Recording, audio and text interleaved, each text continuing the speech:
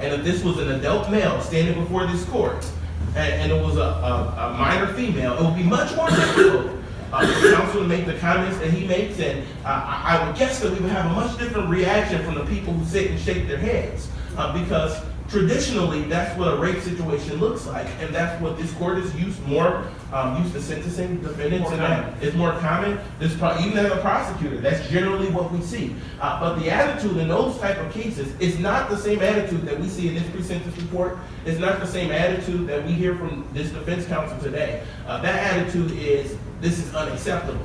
And because it's the minor is a male, the tone has changed. Well, Your Honor, the law says that when an adult engages in sexual penetration with a minor child, it is a crime.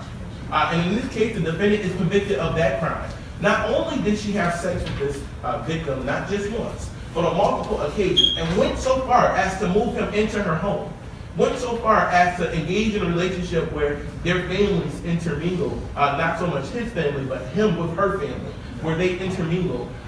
And this went on for some time. So when we talk about the letters that this court has received from the victim in this case, let's be clear about a couple of things.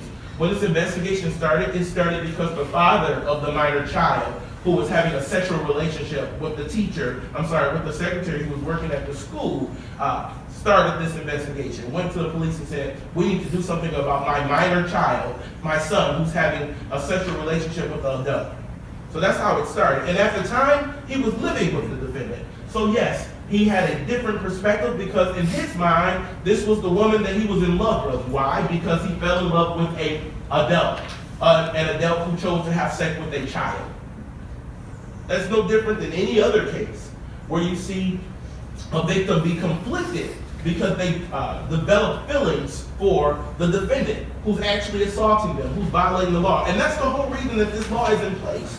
The reason that adults can't have sex with children is because we understand that children cannot consent to these type of activities with adults, because we understand that adults are on a completely different level mentally than a child is. And in this case, this defendant is the adult, no question about it. And because she's an adult, she has a different level of responsibility. And she should not be victimized in this case. She should not be treated as the victim, and now somehow the victim is treated as the defendant. No, sir. This defendant made a choice to engage in sexual penetration with the victim on multiple occasions, and she's guilty of that crime because she pled to it.